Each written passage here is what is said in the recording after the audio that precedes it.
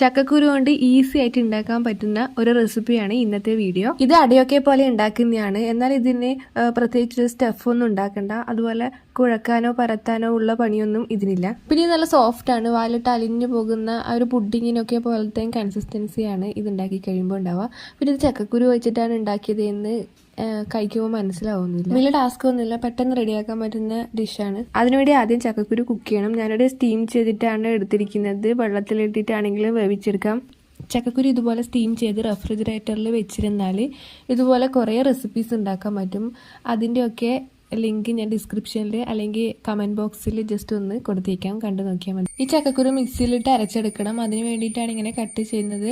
ചക്കക്കുരു അങ്ങനെ തന്നെ മിക്സിയിലിട്ട് കറക്കിയാൽ ചിലപ്പോൾ അത് അരഞ്ഞു കിട്ടണമെന്നില്ല. പിന്നെ ചെയ്യേണ്ടത് എന്താണെന്ന് വെച്ചാൽ ശർക്കര പാനിയാക്കി എടുക്കണം. ഞാനിവിടെ ഒരു 5 ക്യൂബോളാണ് ശർക്കര എടുത്തിട്ടുള്ളത്. നിങ്ങൾക്ക് മധുരത്തിന് ആവശ്യമായിട്ട് എടുക്കാം. ഇത് ഈ ശർക്കര നൂൽ പരുവൊന്നും വേണ്ട, ജസ്റ്റ് വെള്ളം ഒഴിച്ച് ആ ശർക്കര അതിനകത്തേക്ക് മെൽട്ടായിട്ട് കിട്ടിയാൽ മതി. ഇതിൻ്റെ ചൂടൊന്ന് കുറഞ്ഞ് കിട്ടണം. ഇത് പെട്ടെന്ന് തണുത്ത് കിട്ടും.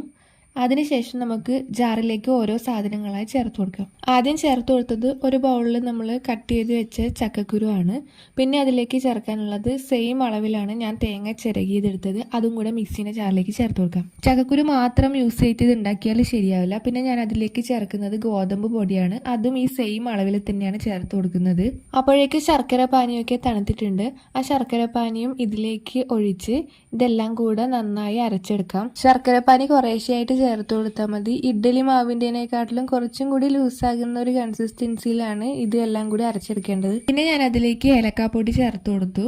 ഇത് നല്ല ടൈറ്റ് ആയതുകൊണ്ട് ഞാൻ അതിലേക്ക് കുറച്ച് ഇളം ചൂടുവെള്ളം ചേർത്ത് ലൂസാക്കി എടുക്കുന്നുണ്ട്. ഈ മധുരമൊക്കെ ഒന്ന് ബാലൻസ് ആവാൻ ഇതിലേക്ക് കുറച്ച് ഉപ്പും കൂടെ ഈ സമയം ചേർത്ത് കൊടുക്കുന്നുണ്ട്. ഇത്രയേ ഉള്ളൂ, നമ്മളെ ബാറ്റർ റെഡിയായി. ഇനി ചെറിയൊരു പരിപാടിയും കൂടിയേ ഉള്ളൂ. നമുക്ക് അതിന് വേണ്ടിയിട്ട് പഴം മുറിച്ചിടണം.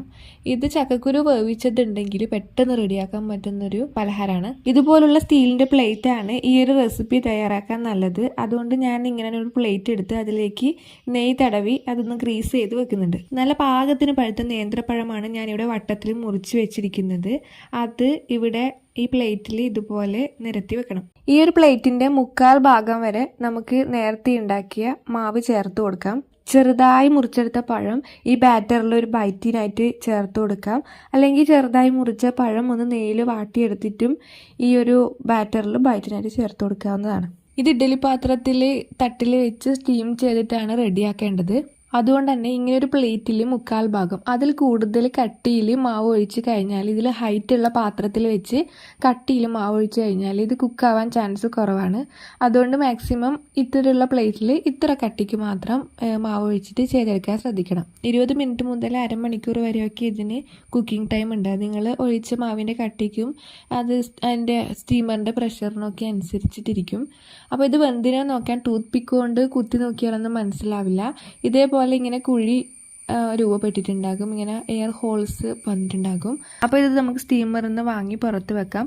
റൂം ടെമ്പറേച്ചറിലേക്ക് തണുത്തൊക്കെ കഴിയുമ്പോഴാണ് ഇത് നല്ല സ്റ്റിഫായിട്ട് നല്ല കട്ടിയായിട്ട് വെന്ത പോലെയൊക്കെ വരിക. ചൂടായിരിക്കുമ്പോൾ അത് വേവാത്ത പോലെ തന്നെ ആയിരിക്കും അതിൻ്റെ ഒരു സ്ട്രക്ചർ ഉണ്ടാവുക. ഇതിൻ്റെ ചൂടൊക്കെ നന്നായി മാറിയതിന് ശേഷം മാത്രം ഡീമോൾഡ് ചെയ്യുക. ഇതുണ്ടാക്കുമ്പോൾ ശ്രദ്ധിക്കേണ്ട ഒരു കാര്യം എന്താണെന്ന് വെച്ചാൽ, ഇപ്പോൾ തേങ്ങയുടെ അളവ് കൂടി കുറഞ്ഞാലൊന്നും കുഴപ്പമില്ല. അതുപോലെ ഗോതമ്പിൻ്റെ അളവ് കുറച്ച് കൂടിയാലും കുഴപ്പമില്ല. ചക്കക്കുരു ഒരുപാട് കൂടുതലായാൽ ഇത് നമുക്ക് നേർക്ക് വെന്തൊന്നും കിട്ടില്ല. അതുകൊണ്ട് ചക്കക്കുരു ഒരുപാട് എടുക്കാതിരിക്കാൻ ശ്രദ്ധിക്കണം. അതുപോലെ ഇതിൽ വേറെ സ്റ്റഫ്സ് ഒന്നും ഇല്ലാത്തത് കൊണ്ട് തന്നെ ഈ പഴം ബൈറ്റ് ചെയ്യാനുള്ളതാണ് ഇതിൻ്റെ ഒരു ടേസ്റ്റ്. ഇതുപോലത്തെ റെസിപ്പി നിങ്ങളും ട്രൈ ചെയ്തിട്ടുണ്ടെങ്കിൽ അത് കമൻറ്റ് ബോക്സിൽ അറിയിക്കണം. ഇല്ലെങ്കിൽ ട്രൈ ചെയ്ത് നോക്കണം. പിന്നെ എപ്പോഴും പറയുന്നത് പോലെ വീഡിയോ ഇഷ്ടമായാൽ ലൈക്ക് ചെയ്യണം. അതുപോലെ ഫ്രണ്ട്സിനും ഫാമിലിക്കും ഒക്കെ ഷെയർ ചെയ്ത് കൊടുക്കണം. സബ്സ്ക്രൈബ് ചെയ്യാത്തവരാണെങ്കിൽ ഒന്ന് ചാനൽ സബ്സ്ക്രൈബ് ചെയ്തേക്കണം. അഭിപ്രായങ്ങളും നിർദ്ദേശങ്ങളും കമൻറ്റ് ബോക്സിൽ അറിയിക്കുമല്ലോ. മറ്റൊരു നല്ല വീഡിയോയിൽ വീണ്ടും കാണാം.